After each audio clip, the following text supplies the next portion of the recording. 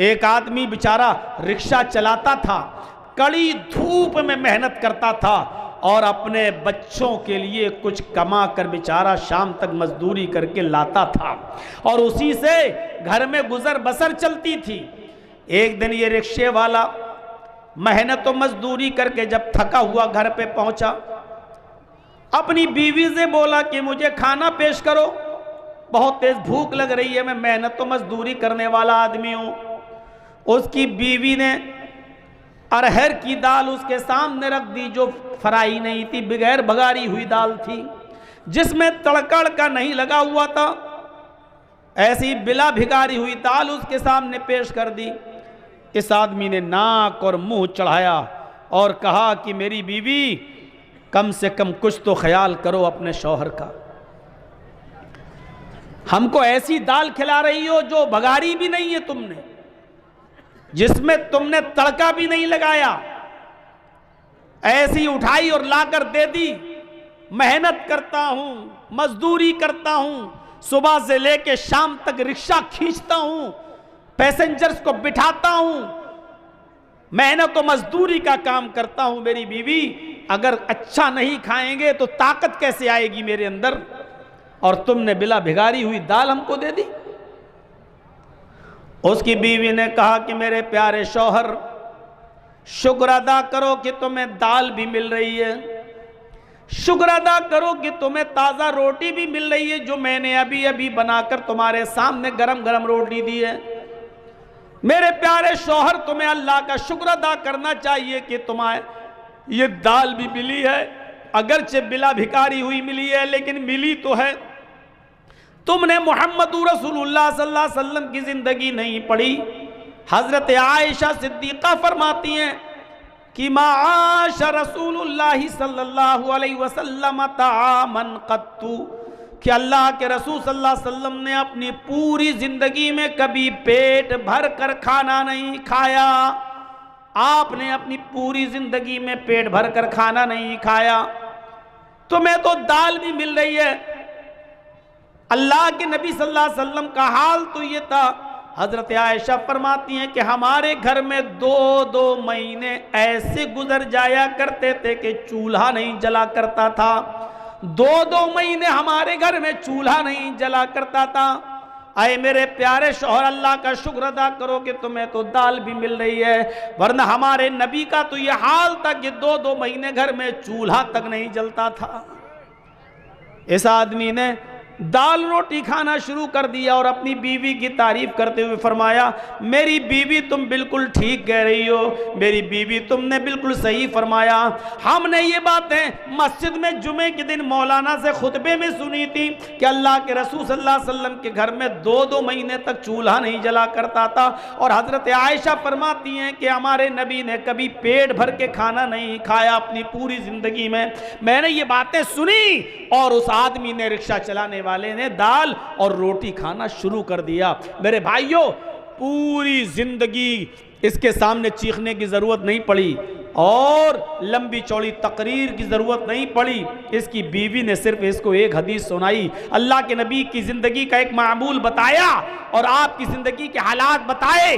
इस आदमी ने खाना शुरू कर दिया। मेरे भाइयों, अगर हमें अमल करना हो तो किसी मौलाना की एक बात काफी है हमारी जिंदगी में, हमारे दिल को असर करने के लिए और हमारी जिंदगी में अमल करने के लिए। और अगर हमें अमल ना करना हो तो पूरी जिंदगी खुतबे देते रहो, पूरी जिंदगी जलसे करते रहो, पूरी जिंदगी तकरीरें करते रहो, कोई असर नहीं पड़ेगा। खुद अगर मुझसे कोई पूछे तो तकरीबन 24-25 साल का अरसा तो हो चुका है।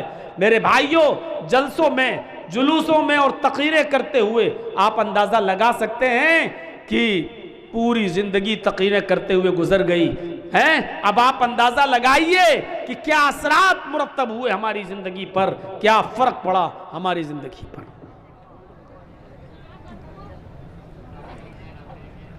अबुल हाकिम हमीदुद्दीन कुरैशी का नाम सुना होगा। अबुल हाकिम हमीदुद्दीन, जिसके बाप का नाम था बहाउद्दीन कुरैशी, कीच और मरवान का हुक्मरान था। कीज और मरवान का हाकिम गुजरा, बादशाह था, हाकिम वक्त था, और 21 साल तक इसने बड़ी शानदार हुकूमत चलाई।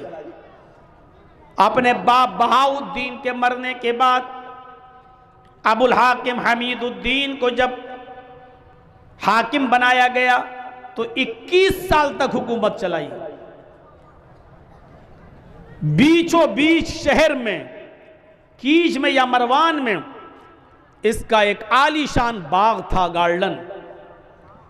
उस बाग के अंदर ये कभी कभी चहल कदमी के लिए जाया करता था अबुल हाकिम हमीदुद्दीन, और वहां थोड़ी देर आराम किया करता था। उस बाग की देखरेख के लिए उसने एक लौंडी, एक खादिमा को रख लिया था। उस लौंडी का काम यह था कि बाग में पानी मारती और अपने हाकिम के लिए, अपने मालिक के लिए, अपने आका के लिए बिस्तर को बिछा देती थी ताकि वो आएंगे और यहां आराम करेंगे। एक दिन अबुल हाकिम हमीदुद्दीन बाग में गया। उसने देखा कि जिस बिस्तर पर मैं आराम करता हूं उस बिस्तर पर लौंडी सो रही है, मेरी खादिमा सो रही है। भाई उसने देखा, लौंडी जो थी, उसकी खादिमा जो थी, उसने सोचा कि हम रोज़ाना इसका बिस्तर बिछाते हैं, नरम गरम बिस्तर, फूल भी उस पर डालते हैं, देखें इस नरम गरम बिस्तर पर थोड़ी देर लेट कर देखते हैं इन अमीरों का बिस्तर कैसा होता है, हाकिम वक्त का बिस्तर कैसा होता है, देखें उस पर लेटने में कैसा महसूस होता है। इस अबुल हाकिम ने हमीदुद्दीन के बिस्तर पर ये थोड़ी देर के लिए लेट गई, ये सोचकर कि देखें बिस्तर कैसा होता है। जैसी वो लेटी और उसको नींद आ गई। अबुल हाकिम हमीदुद्दीन के बिस्तर पर जब ये लौंडी लेटती है तो उसको नींद आ गई, और जैसी नींद आई हमीदुद्दीन वहां पहुंच जाता है। उसने देखा कि मेरे बिस्तर पर ये लौंडी लेटी हुई है। उसने चाबुक उठाया, उसने कोड़ा निकाला और उसने एक कोड़ा अपनी लौंडी को मार दिया। कोड़ा चमड़े का होता था, लकड़ी में, डंडे में, लाठी में चमड़े का चमड़ा लगा रहता था, और चमड़े का एक कोड़ा बड़ी तेज लगता है। उसने उसकी पीठ पर मारा। उस लौंडी ने उस चमड़े के कोड़े की तकलीफ महसूस की और उड़ जाती है। उड़ती और सीधे अपने कपड़ों को समेटती और सीधे खड़ी हो जाती है और कहती है, सॉरी, मुझे माफ़ कर दीजिए, मैं इस बिस्तर पर सोना नहीं चाहती थी, मैं तो सिर्फ लेट कर देखना चाहती थी कि देखें इस बिस्तर पर कैसा लगता है। जिस बिस्तर पे आप रोज़ाना आराम करते हैं, मैं ये देखना चाहती थी कि इस बिस्तर पर लेटने में कैसा महसूस होता है। मैं जैसे ही लेटी मुझे नींद आ गई, मुझे माफ़ कर दो। अबुल हाकिम ने कहा हमीदुद्दीन ने, नहीं, सज़ा मिलेगी। तेरी हिम्मत कैसे हुई इस बिस्तर पर लेटने की? अपने आका के, अपने मालिक के बिस्तर पर एक मामूली और 2 कौड़ी की लड़की, तू लेटेगी इस पर? उसने उस लड़की को, उस लौंडी को खड़ा कर दिया। एक कोड़ा तो मार चुका था उसने, एक एक करके 9 कोड़े और मारे। दूसरा कोड़ा मारा, उस लौंडी की खाल छिल गई। तीसरा कोड़ा मारा, खाल और फट गई। चौथा कोड़ा मारा, पूरी चमड़ी लाल पड़ गई। 5वां कोड़ा मारा, खून गिरने लगा। 6ठा और 7वां कोड़ा भी मारा, खून के कतरे अब जमीन के ऊपर गिरने लगे और उस लौंडी के कपड़े लाल होने लगे। लेकिन उस लौंडी ने हिम्मत बांध ली। ये एक एक कोड़ा मारता जाता और वो मुस्कुराती जाती। इसने एक और कोड़ा मारा, वो और तेज मुस्कुराई। इसने एक और कोड़ा मारा तो वो और तेज मुस्कुराई। जब ये 10 कोड़े मार चुका तो कहने लगा, ए लौंडी, मैं तुझे सजा देने के लिए मार रहा हूं, तुझे तकलीफ देने के लिए तुझ पर चोट कर रहा हूं और कोड़े पे कोड़ा बरसा रहा हूं और तू है हंस रही है। क्या बात है, तुझे तकलीफ नहीं हो रही है? उस लौंडी ने जवाब दिया, उस लौंडी ने जवाब दिया कि मुझे तकलीफ तो बहुत हो रही है, हर कोड़े की तकलीफ मुझे हो रही है, हर कोड़े की तकलीफ मुझे हो रही है, लेकिन मैं मुस्कुरा रही हूं। अबुल हाकिम हमीदुद्दीन ने पूछा, तुम क्यों मुस्कुरा रही हो? उसने कहा मैं इसलिए मुस्कुरा रही हूं कि कुछ सोच रही हूं।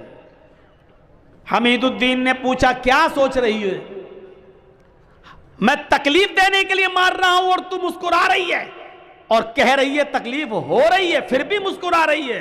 कहां देख, ये खून के कतरे देख, ये जमीन पर टपकने वाला लहू देख, मेरी पीठ जो छिल चुकी है, खाल फट गई देख।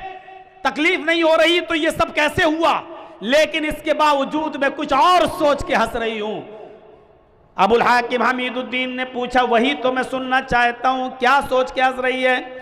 उसने कहा मैं ये सोचकर हंस रही हूं कि थोड़ी देर तेरे बिस्तर पर लेट गई तो तेरी अदालत में मुझे ये सजा मिली, थोड़ी देर में तेरे बिस्तर पर सो गई, थोड़ी देर मैंने आराम कर लिया तो तेरी अदालत में मुझे ये सजा मिली। मैं तेरे बारे में सोच रही हूं कि तू तो पूरी जिंदगी ऐशो आराम में रहा है, तू तो पूरी जिंदगी आराम से सोता है, तुझे तो कभी तकलीफ ही नहीं होती। जब थोड़ी देर सोने में तेरी अदालत में ये तकलीफ है, जब थोड़ी देर आराम करने की और आराम से सोने की तेरी अदालत में ये सजा है, तो अल्लाह की अदालत में उस आदमी की सजा क्या होगी जो पूरी जिंदगी ऐशो आराम में सोता है, जिसको कभी कोई तकलीफ नहीं पहुंचती, उसकी सजा अल्लाह की अदालत में क्या होगी?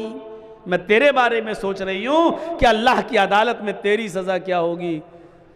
हमीदुद्दीन अबुल हाकिम ने वो कोड़ा जमीन पर फेंका, उस लौंडी से कहा जा मैंने तुझे आजाद कर दिया, जा आज के बाद तू मेरी गुलामी से, मेरी लौंडियत से निकल गई, मैंने तुझे आजाद कर दिया, जा तुझे जहां जाना हो, आज के बाद तू मेरी लौंडी नहीं।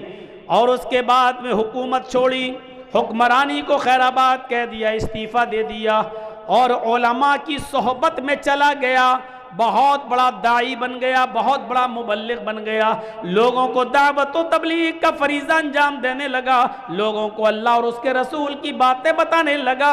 और अबुल हाकिम हमीदुद्दीन का इंतकाल जब हुआ तो वो गुमनामी की मौत मरा। आज तक पता नहीं चला कि अबुल हाकिम को, हमीदुद्दीन को दफन कहाँ किया गया। फिर उसने शोहरत छोड़ दी, नाम के लिए जीना छोड़ दिया और दावत और तबलीग का फरीज़ा अंजाम देना शुरू कर दिया और पूरी जिंदगी फिर गुमनामी की जिंदगी जिया। इस पूरे वाक़े को बताने का मकसद मेरा सिर्फ यह है कि कोई लंबी चौड़ी तकरीर नहीं हुई थी, बहुत ज्यादा इसके सामने बातें नहीं रखी गई थी, सिर्फ उस लौंडी ने इतना कहा था कि अगर थोड़ी देर आराम करने की सजा तेरी अदालत में मेरी ये है तो तेरी सजा अल्लाह की अदालत में क्या होगी जो पूरी जिंदगी ऐशो आराम के साथ रहा। इतनी सी बात अबुल हाकिम को, हमीदुद्दीन को असर कर जाती है और वो नेक बन जाता है, मुत्तकी बन जाता है, परहेजगार बन जाता है और उसने अपनी जिंदगी के अंदर एक इनकलाब पैदा कर लिया है और गुमनामी की जिंदगी जीता है और कब मरता है पता नहीं चलता।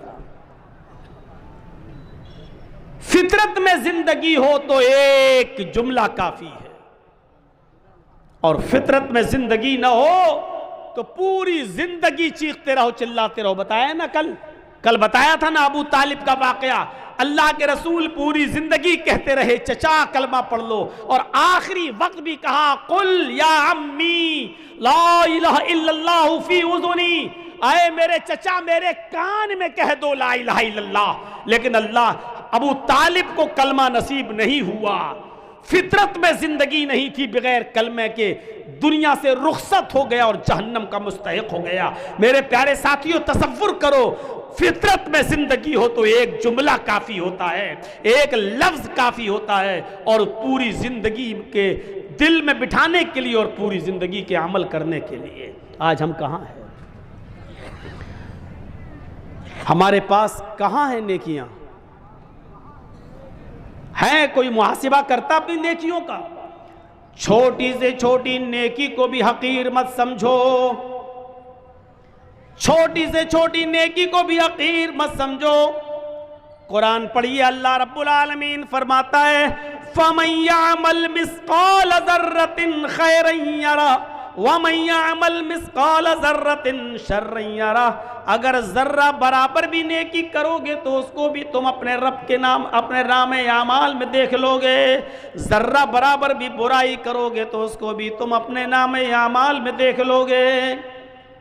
छोटी से छोटी नेकी को भी हकीर मत समझो, इसमें क्या हो जाएगा। कल मैंने बताया था ना, छोटी से छोटी नेकी, रास्ते से गुजर रहे हैं, पत्थर पड़ा हटा दो, कांटा पड़ा हटा दो, ये ना समझो यार ये कोई नेकी है। छोटी से छोटी नेकी को भी हकीर मत समझो। अल्लाह के रसूल एक मरतबा खुतबा दे रहे हैं और औरतों को मुखातब करके कह रहे हैं, या माशरन निसा, आए औरतों की जमात, आए मस्तूरात, आए औरतों, तुम अपने घर में, तुम अपने घर के पड़ोस में रहने वाली किसी पड़ोसन को सदका और खैरात करने में कभी हकारत महसूस मत करना। तुम अपने घर के पड़ोस में रहने वाली पड़ोसन को सदका और खैरात करो, अगरचे कुछ भी देने के लिए ना हो तो एक बकरी का खुर ही दे दिया करो। बकरी का खुर ही क्यों ना हो, बकरी का खुर, बकरी जिससे चलती है, ये पैरों का ये निचले वाला हिस्से को खुर कहा जाता है ना, ये अरब के अंदर सबसे घटिया चीज मानी जाती थी, सबसे कमतर चीज समझी जाती थी। तो अल्लाह के नबी सल्लल्लाहु अलैहि वसल्लम कह रहे हैं कि आए औरतों, अपने पड़ोसन को सदका और खैरात करो, अगरचे बकरी का खुर ही क्यों ना हो, बकरी का खुर भी तुम्हें देना पड़े तो दे दो, सदका और खैरात करो, दो तुम उनको, सदका और खैरात करो, इस नेकी को हकीर मत समझो। आइए और एक और रिवायत की तरफ मैं तुम्हें लेके चलता हूं। बुखारी की रिवायत है, अल्लाह के नबी सल्लल्लाहु अलैहि वसल्लम फरमाते हैं, फत्तकुन्नार वलौ बिशिक्की तमरा, वलौ बिशिक्की तमरा पर गौर करो।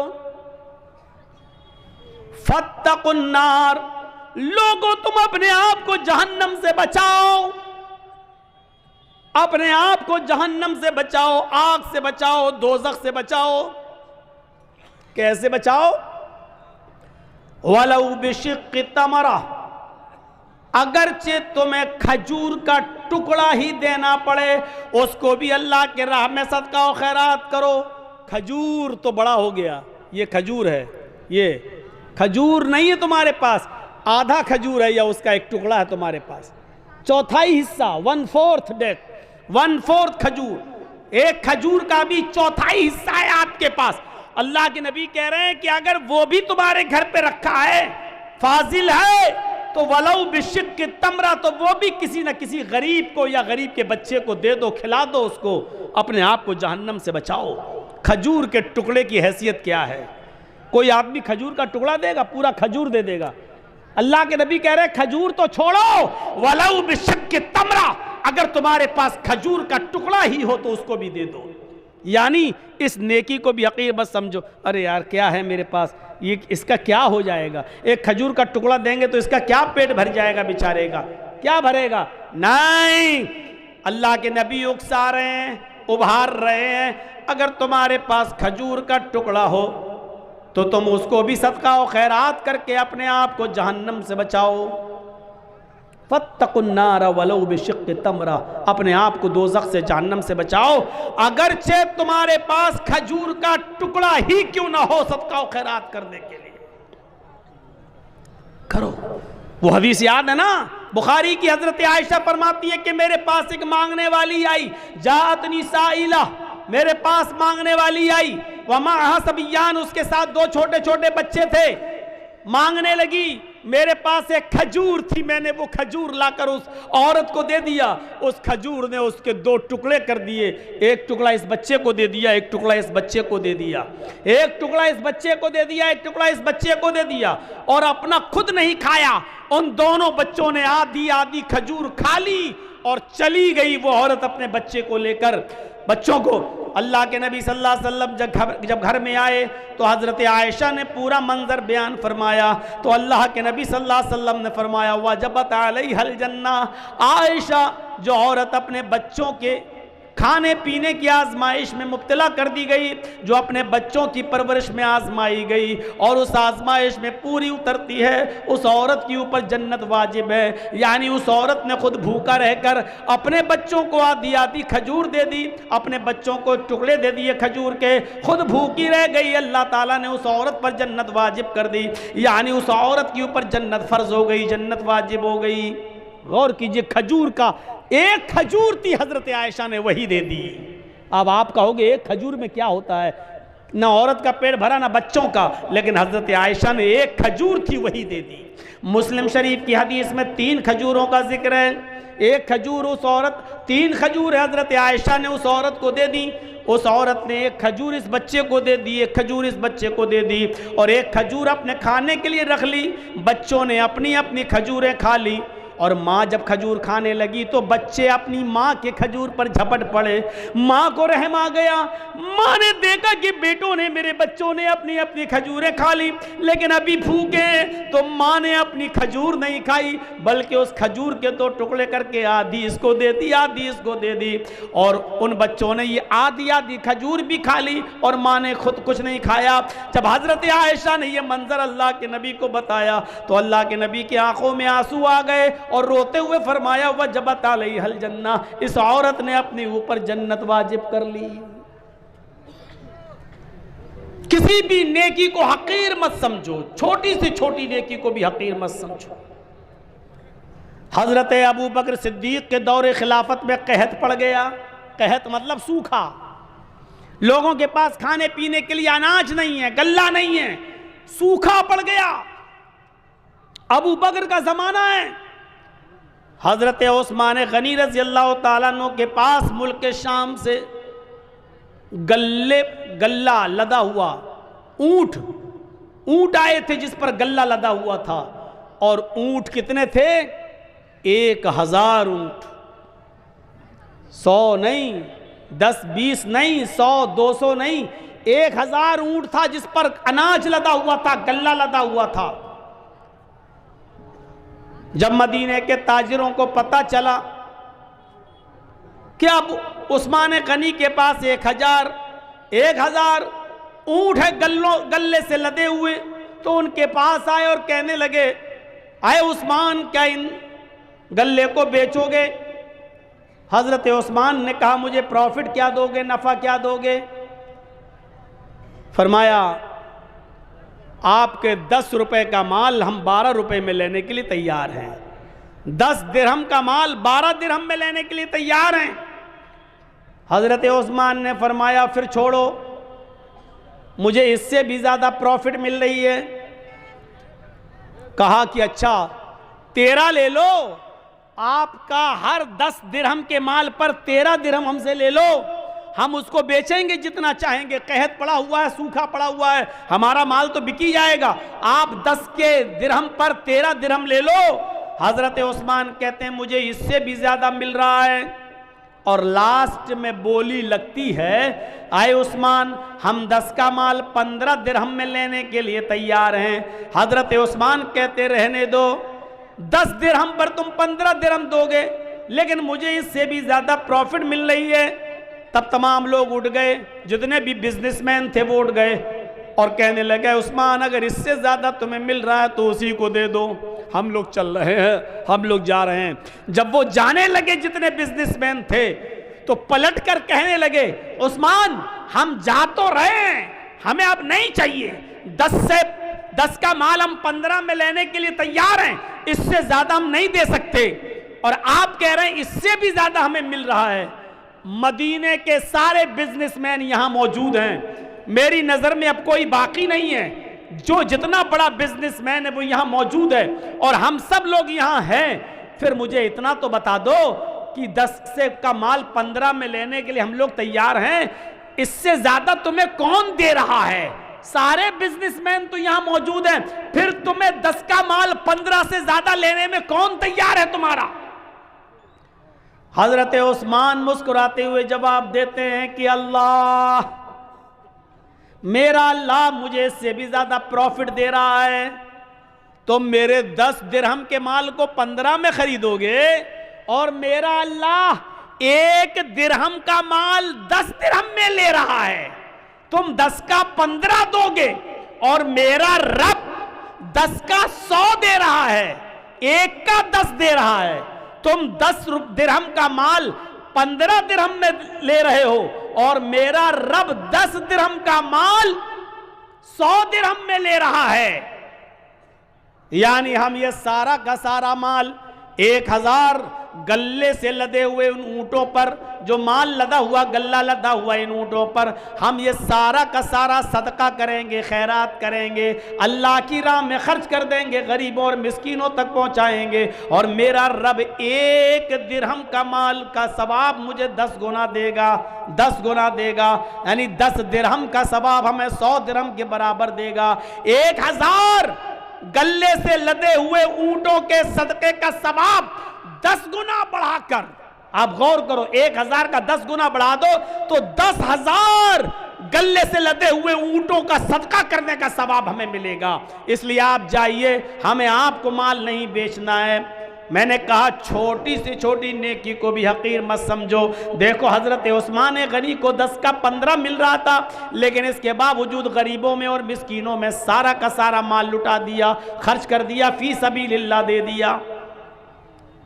अब देखो यहाँ तो मदरसों के लिए, ताउन के लिए कितना मनाना पड़ता है, कितने झांसे देना पड़ते हैं, कितना बोतल में उतारना पड़ता है, तब जाकर 100 रुपये और 200 रुपये और 500 रुपये और 1000 रुपये हमारी जेब से निकलते हैं। हजरत उस्मान गनी की सखावत से सीखो। 1000 गल्ले से लदे हुए ऊंट, ये भी नहीं कहा चलो 1 ऊंट का माल हम खर्च कर देते हैं अल्लाह की राह में, नहीं, पूरा का पूरा 1000 ऊंट गल्ले से लदे हुए सब का सब खर्च कर दिया, और सब का सब सदका और खैरात कर दिया। ये जज्बा था, ये जज्बा था हजरत उस्मान गनी का। छोटी से छोटी नेकी को भी हकीर मत समझो। हजरत अबू बकर सिद्दीक के दौरे खिलाफत में, हजरत अबू बकर सिद्दीक के दौरे खिलाफत में हजरत उमर का मामूल ये था कि रात में उठते, सुनिए, रात में उठते और तहज्जुद की नमाज पढ़ने के बाद फजर की नमाज से पहले, फजर की नमाज से पहले तहज्जुद की नमाज पढ़ने के बाद वो रात में निकल जाते और एक बूढ़ी औरत के घर पे जाते, उसके बर्तन साफ कर देते, उसके कपड़े धुल देते और उसके घर में झाड़ू लगा दिया करते थे। किसी नेकी को हकीर मत समझो। हजरत उमर फारूक का मामूल देखिएगा, क्या कर रहे हैं, तहज्जुद की नमाज पढ़ी फजर की नमाज से पहले और फिर चले गए, एक बूढ़ी औरत के घर गए, उसके बर्तन मांज दिए, उसके कपड़े धुल दिए और उसके घर में झाड़ू लगा दिए। ये उनका मामूल था, रोजाना ये काम किया करते थे। एक दिन तहज्जुद की नमाज पढ़ के फजर की नमाज से पहले पहुंचे, घर में जब घुसे तो क्या देखते हैं, बर्तन साफ हैं। कपड़े धुलना चाहा बूढ़ी औरत के, क्या देख रहे हैं, कपड़े धुले हुए पड़े हुए हैं। झाड़ू ली कि झाड़ू से घर साफ कर दे, तो क्या देखते हैं, घर में झाड़ू लग चुकी है। पूछा, मां कौन था, ये आज घर में सफाई कैसे हो गई? कहा, बेटे मैं क्या जानूं, मैं तो आंखों से अंधी हूं, नाबीना हूं, मुझे क्या मालूम, मैं तो समझी कि तुम ही आए हो, बर्तन तुम मांज रहे हो, झाड़ू तुम लगा रहे हो, कपड़े तुम धुल रहे हो। कहा, मां मैं नहीं था। कहा, बेटे मुझे नहीं मालूम, फिर कौन था? हजरत उमर फारूक दूसरे दिन भी यही टाइम पर आए तो क्या देखते हैं, दूसरे दिन भी बर्तन मांजे जा चुके हैं। क्या देखते हैं कि दूसरे दिन भी बर्तन मांज कर खत्म हो, बर्तन मांजे जा चुके हैं, झाड़ू लग चुकी है, कपड़े धुले हुए हैं। हजरत उमर समझ गए, उमर कोई है जो तुमसे पहले आता है, कपड़े धुल जाता है, बर्तन साफ कर जाता है, झाड़ू लगा जाता, कोई है जो तुमसे पहले भी ये काम कर जाता है। पता लगाना चाहिए कि कौन है। अब हजरत उमर जासूसी करने लगे, चुपके से देखें कि कौन है। तो तहज्जुद की नमाज पढ़ के आए और चुपके से छिप गए एक दरख्त की आड़ में। क्या देखते हैं कि एक शख्स अपना चेहरा छुपाया हुआ चादर से आता है रात के अंधेरे में और उसी बूढ़ी औरत के घर में चला जाता है, बर्तन मांजता है, झाड़ू लगाता है, कपड़े साफ करता है, और उसके बाद में जब वहां से निकलता है तो जैसे ही वो घर से निकलता है हजरत उमर फारूक ने उसको पकड़ लिया। रुकिए, अपना चेहरा खोलिए तो कौन है आप? ये मेरा काम आप कैसे कर रहे हैं? अब उसने कहा ये मेरा तेरा क्या लाया है, तुम पहले आ जाओ, तुम कर लो, हम पहले आ जाएं, हम कर लें, चेहरा नहीं दिखा सकता। हजरत उमर ने कहा तुम्हें अल्लाह का वास्ता चेहरा खोलो, मैं देखना चाहता हूं कि मुझसे भी पहले ये काम कौन करने आता है। जब अल्लाह का वास्ता दिया और जब चेहरा खोला तो क्या देखते हैं कि वो कोई और नहीं, हजरत अबू बकर सिद्दीक रज़ी अल्लाह ताला अन्हु खलीफा हैं। अरे आज आपके इलाके का चीफ मिनिस्टर किसी गरीब के कपड़े क्या धुलेगा? आपके यहाँ का मामूली मुखिया और सरपंच भी, आपके इलाके का मामूली मुखिया और मामूली सरपंच भी किसी गरीब के, किसी बूढ़ी औरत के कपड़े अपने हाथ से नहीं धुल सकता है।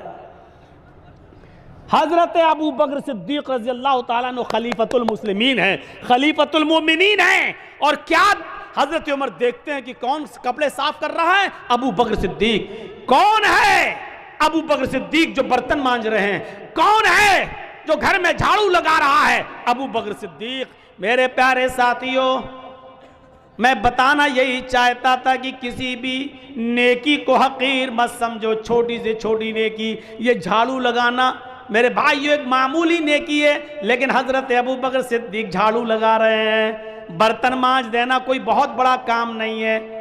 अगर किसी आदमी को अपनी इंसल्ट का ख्याल हो तो भले ही ना मांजे, वरना बर्तन मांजना कोई बहुत बड़ा काम नहीं है। बर्तन मांज देना, कपड़े धुल देना, झाड़ू लगा देना, ये कोई बहुत बड़ा काम नहीं है। लेकिन हजरत अबू बकर इन कामों को भी हकीर नहीं समझा करते थे, हजरत उमर इन कामों को भी हकीर नहीं समझा करते थे। इसलिए फरमाया कोई भी छोटा सी छोटी नेकी को भी हकीर मत समझो। खजूर ना हो, खजूर का टुकड़ा ही सदका हो, खैरात करो। मेरे प्यारे साथियों, इन चीजों को अपने जहन में रखिए, इन चीजों को अपने जहन में रखिए।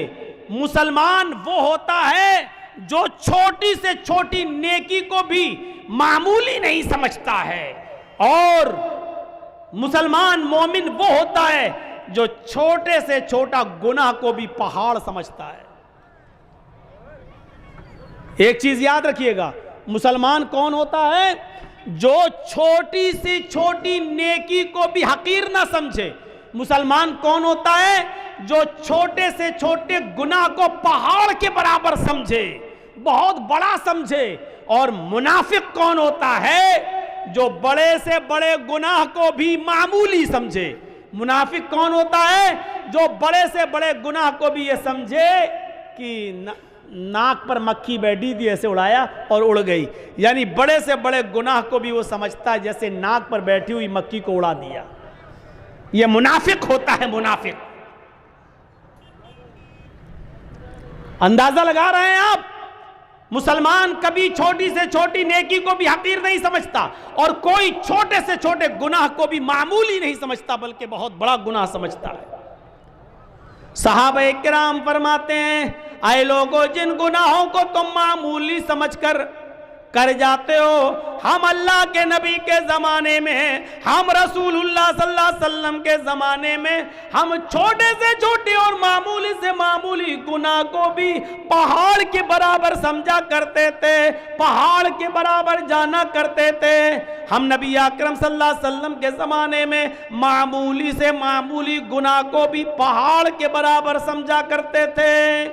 और मुसलमान की पहचान ये है कि उसके सामने एक रास्ता मुसीबत का हो और दूसरा रास्ता मासियत, गुनाह और नाफरमानी का हो। एक रास्ता तो हो मुसीबत का, परेशानी का, और दूसरा रास्ता हो गुनाह का। तो मुसलमान वो होता है जो मुसीबत के रास्ते को इख्तियार कर लेता है, लेकिन गुनाह के रास्ते को इख्तियार नहीं करता। अब मैं मिसाल दूंगा, जरा सुनिएगा मेरे प्यारे साथियों। मुसलमान वो होता है जिसके सामने अगर दो रास्ते आ जाएं, एक तरफ परेशानी का रास्ता, मुसीबत का रास्ता, और दूसरी तरफ गुनाह का रास्ता। कोई काम करने में परेशानी है और उस काम को न करने में ऐशो आराम है, ऐशो आराम है, लेकिन गुनाह है, तो मुसलमान वो होता है जो परेशानी और मुसीबत का रास्ता इख्तियार करता है। हमारे कान सुन सुनकर पक चुके हैं। कल जितने लोग यहाँ आए थे, आज उससे बहुत बड़ी तादाद में, आज उससे ज़्यादा लोग यहाँ बैठे हैं और रात के 2:30 बजे तक बैठे हुए हैं, सुन भी रहे हैं और सुनते चले आ रहे हैं। हमारे कान पक चुके हैं सुन सुनकर, लेकिन हम एक कान से सुनते हैं और दूसरे कान से उड़ा देते हैं। नतीजा सिफर। एक आदमी गाड़ी के आगे आगे चल रहा था और गाड़ी का ड्राइवर उसका हॉर्न दे रहा था, बार बार हॉर्न बजा रहा था बार बार, लेकिन सामने वाला आदमी गाड़ी के आगे से हट ही नहीं रहा है। वो बार बार हॉर्न बजाता है, लेकिन सामने वाला आदमी जो उस गाड़ी के आगे चल रहा है वो चला जा रहा है। इसको गुस्सा आया कि कमीने में कितनी देर से हॉर्न बजा रहा हूँ और ये कमीना हटता ही नहीं है आगे से, बस चला जा रहा है, रास्ता नहीं दे रहा है, साइड नहीं दे रहा है। इसने गाड़ी को एक जगह रोका, निकला और उस आदमी को उठाकर उसने एक थप्पड़ मार दिया चेहरे पर, गाल पर। कमीने में कब से तुझे हॉर्न दे रहा हूँ, तो हटता ही नहीं। तो उस आदमी ने कहा कि भाई मुझे क्यों मारा तुमने? कहा इसलिए मारा कि तुम सामने से क्यों नहीं हट रहे हो, हॉर्न नहीं सुन रहे हो। तो जिस आदमी को थप्पड़ मारा उसने बड़ा माकूल जवाब दिया। उसने कहा कि भाई आपने इतनी तेज़ हॉर्न बजाया कि आपके हॉर्न की आवाज़ सुनकर, इतनी देर से आपने हॉर्न बजाया है कि उसकी आवाज़ से मेरा कान सुन हो गया है, मुझे आवाज़ सुनाई नहीं दे रही है। आप हॉर्न बजा रहे हैं, मुझे सुनाई नहीं दे रहा है, क्योंकि आपके हॉर्न की आवाज़ से मेरा कान सुन हो गया है। यही कंडीशन आज कुछ इसी तरीके की आज हमारे समाज में है। उलमा, मुकर्रिरीन, खतीब जलसों में, जुमे के खुतबों में आपको समझा समझा कर, बोल बोल कर थक चुके हैं और हमारे कान भी सुन सुन कर पक चुके हैं। कोई फर्क नहीं पड़ता। जैसे हॉर्न बजाने वाले के हॉर्न से आगे चलने वाले आदमी के ऊपर कोई फर्क नहीं पड़ रहा था, उसी तरीके से हमें भी इन उलमा की, इन खतीबों की और इन मुकर्रिरीन की बातों का कोई असर नहीं पड़ता है। हमारे कान भी पक चुके हैं सुन सुनकर। मेरे प्यारे साथियों, जैसे अंग्रेजी बीमारियों में एक बीमारी है जिसका नाम होता है डायरिया, वो आपने सुना होगा। डायरिया जब किसी को होता है तो उसको लूज मोशन हो जाते हैं। एक दिन में 10-10, 12-12, 15-15, 20-20 लैट्रीनें उसको पानी की तरह होती हैं। उस आदमी का लीवर फंक्शन बेकार हो जाता है, उसका लीवर काम करना बंद कर देता है। वो जो कुछ भी खाता है वो लैट्रीन के रास्ते से बाहर निकल जाता है। जो कुछ भी खाया लैट्रीन के रास्ते से बाहर, जो भी खाया वो लैट्रीन के रास्ते से बाहर। खाते हैं हम मुंह से और लैट्रीन के रास्ते से वो चीज़ फौरन पानी बनकर बाहर आ जाती है। इस बीमारी का नाम है डायरिया। लीवर फंक्शन काम करना बंद। हम जो खा रहे हैं ना उसका ब्लड बन रहा है, हम खा रहे हैं उसका न तो ताकत बन रही है, हम जो खा रहे हैं वो पानी बनकर पेट के रास्ते से वो चीज़ बाहर आ जाती है। न उससे ब्लड बन रहा है, न उससे ताकत बन रही है, न एनर्जी आ रही है, बल्कि कई कई मोशन हो जाने के बाद हमें कमज़ोरी भी आने लगती है। क्यों? क्योंकि हमारा लीवर फंक्शन बिगड़ चुका है। हम जो कुछ भी खा रहे हैं वो दूसरे रास्ते से बाहर निकल रहा है। मेरे भाइयों, इस बीमारी का नाम है डायरिया। इसी तरीके से हमें और आपको कानों का भी डायरिया हो गया है। हम एक कान से सुनते हैं कुरान और हदीस की बातें और दूसरे कान से निकाल देते हैं। जैसे डायरिया के मरीज को खाना और पीना उसकी बॉडी में नहीं लगता, ऐसे ही कुरान और हदीस हम जो सुनते हैं वो हमें कोई असर नहीं करता, उसका कोई फर्क हमारी जिंदगी पर नहीं पड़ता। हम एक कान से सुनते हैं और दूसरे कान से सुनी हुई बातों को हम निकाल देते हैं। आज यही कंडीशन आज हमारे सामने भी आ गई। हमें गौर करना पड़ेगा इन के वजूहात पर कि आखिर बात क्या है, असर क्यों नहीं हो रहा है, आखिर क्यों हम एक कान से सुनते हैं और दूसरे कान से हम बाहर निकाल देते हैं। अभी कितने लोग यहां बैठे हैं, मेरी नजर जहां तक जा रही है मुझे लोग पब्लिक अवाम ही अवाम दिखाई दे रही है, लेकिन यही अवाम यही पब्लिक फजर की नमाज के अंदर मस्जिद में जब दिखने लगे, तकरीर के बाद जलसों के बाद, तब यह माना जाएगा कि हमने जो सुना है उसके असरात हमारी जिंदगी पर मुरत्तब हो रहे हैं, हमने जो सुना है वो लगा है। मेरे भाइयों, और अगर हमने सुना और सुनकर यहां से निकल गए और मस्जिद में जो आते थे वो भी नहीं आए, एक सफ भी पूरी नहीं हुई, मुअज्जिन ने अजान दी, इमाम और मुअज्जिन और 4-5 लोगों ने मिलकर नमाज पढ़ ली, तो समझ लीजिए मेरे भाइयों, हमने एक कान से सुना और दूसरे कान से निकाल दिया। जैसे हमने कोई खाया और वो हमारे जिस्म पे नहीं लगा और दूसरे रास्ते से वो चीज़ बाहर आ गई। मेरे भाइयों, हमें हमारी फितरत में ज़िंदगी होनी चाहिए, हमारी फितरत में ज़िंदगी होनी चाहिए।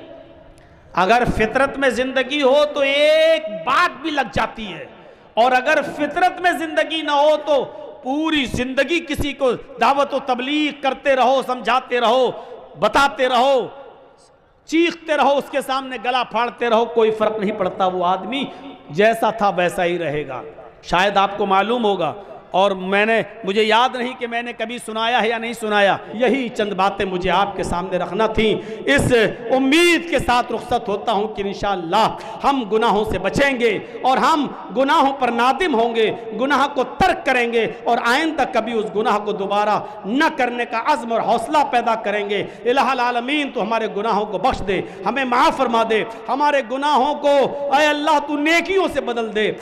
इलाहुल आलमीन जब तक तू हमें जिंदा रख, इस्लाम पे जिंदा रखना, और जब हमारा खात्मा हो तो ईमान पर हमारा खात्मा फरमाना। वमा अलैना इल्लल बलागुल मुबीन व आखिरु दअवाना अनिल हम्दुलिल्लाहि रब्बिल आलमीन। अस्सलामु अलैकुम व रहमतुल्लाहि व बरकातुहू।